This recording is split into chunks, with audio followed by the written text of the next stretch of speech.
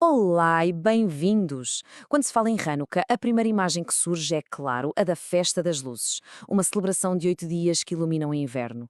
Mas e se a história mais importante não for sobre as luzes em si, mas sobre aquilo que as fez acender? Vamos juntos descobrir a narrativa incrível de resistência, de identidade e de milagre que está mesmo no coração desta tradição. Antes de mergulharmos nos acontecimentos, vamos parar um bocadinho na palavra em si. Muitas vezes, a chave para uma história está no seu próprio nome. O que é que significa de facto Hanukkah? E que segredo é que isso nos revela sobre o verdadeiro propósito desta celebração? A resposta é esta: dedicação. Hanukkah quer dizer literalmente dedicar ou inaugurar. Portanto, o foco inicial não está nas luzes, mas sim no ato de purificar e rededicar o Templo de Jerusalém, um espaço sagrado que tinha sido profanado. Este momento é o verdadeiro ponto de partida de toda a história.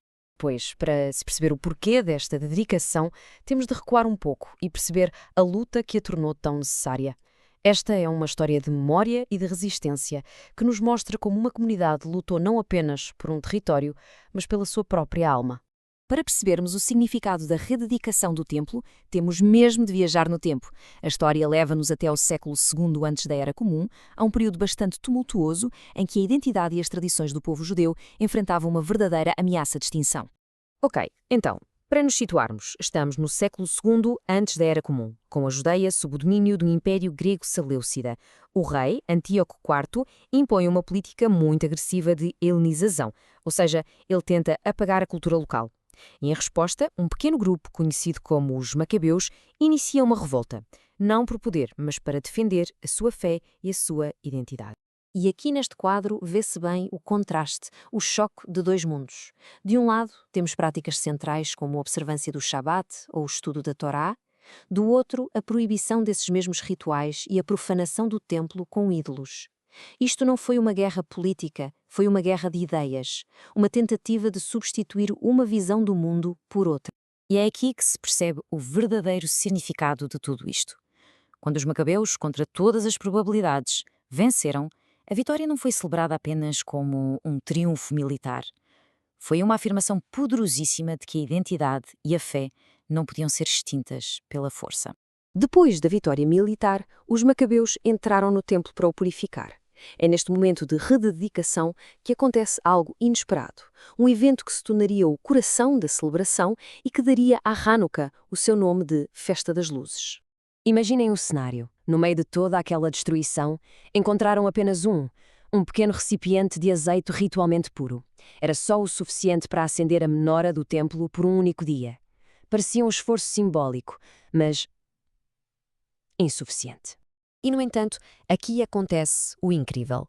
Aquela pequena quantidade de azeite ardeu não por um dia, mas por 8 dias inteiros. O tempo exato que era preciso para produzir novo azeite consagrado. É este o milagre que está no cerne da Festa das Luzes. Portanto, o ponto crucial é este.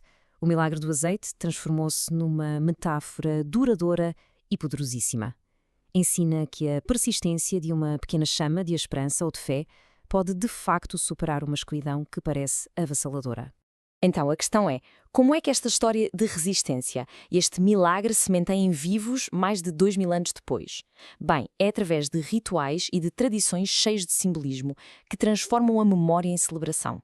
O objeto central é, claro, a Chanukiá. E é importante não a confundir com a Menorá do templo, que tinha 7 braços.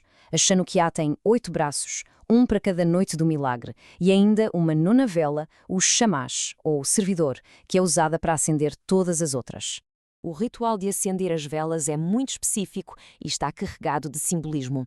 As velas são adicionadas da direita para a esquerda a cada noite, mas quando se acendem, começa-se pela mais nova, da esquerda para a direita. Este método serve para honrar o milagre mais recente e simboliza de uma forma visual o crescimento da luz e da esperança à medida que a celebração avança. E há um pormenor muito bonito nisto tudo, que está nesta citação da oração tradicional Anerot Halalu. As luzes da Chanukiá não são para iluminar uma sala, nem para serem usadas de forma prática. A sua única função é ser vistas, contempladas. Servem como um lembrete visual dos milagres do passado. Mas a celebração vai muito para além das velas. Há canções, como o Maus Tzur, que contam a história da salvação. Comidas fritas em azeite, como os deliciosos sufganyote, são uma forma saborosa de recordar o milagre. E, um ponto crucial, a Chanukiá é colocada numa janela para partilhar a luz e a história com o mundo exterior. Depois de explorarmos a história, o milagre e os rituais, a questão que se coloca é: qual é a mensagem de Hanukkah para o mundo de hoje? A sua relevância, como vamos ver, é intemporal e universal. No fundo, Hanukkah é sobre isto. A importância de proteger a própria identidade perante pressões para assimilar ou para nos conformarmos. É uma celebração da coragem de permanecermos fiéis a quem somos. E no final de contas, cada chama que se acende é um ato de esperança. É uma demonstração visual de que não é preciso resolver toda a escuridão de uma só vez. Basta acender uma pequena luz e vê-la crescer dia após dia. E é assim que a história de Hanukkah nos convida a refletir. Fala de uma luz que brilhou contra todas as expectativas. A pergunta que esta antiga celebração nos coloca hoje é: qual é a nossa pequena luz? Que ato de dedicação, de coragem ou de esperança podemos nós acender para iluminar a escuridão à nossa volta?